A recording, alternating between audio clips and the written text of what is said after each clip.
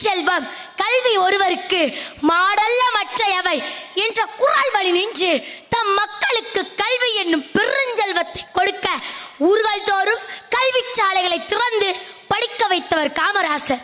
விளைவு, அதுவரை 7 விழுக்காடு கல்வி அறிவு பெற்றிருந்த தமிழ்நாட்டு மக்கள் 37 விழுக்காடாக மாறியது எனது தாத்தா காமராசர் ஆட்சி காலத்தில் தான்.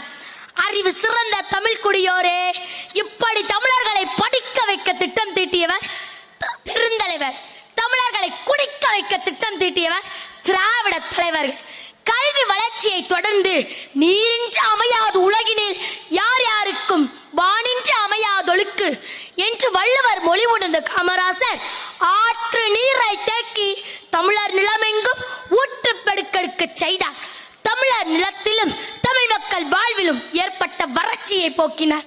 வெட்டிய ஏரிகளுக்கும் கட்டிய அணைகளுக்கும் திட்ட மதிப்பீட்டு தொகையும் செலவு தொகையும் அதோடு மீத தொகையும் எழுதி கல்வெட்டு வைத்தது காமராசர் ஆட்சி காலத்தில் மட்டுமே.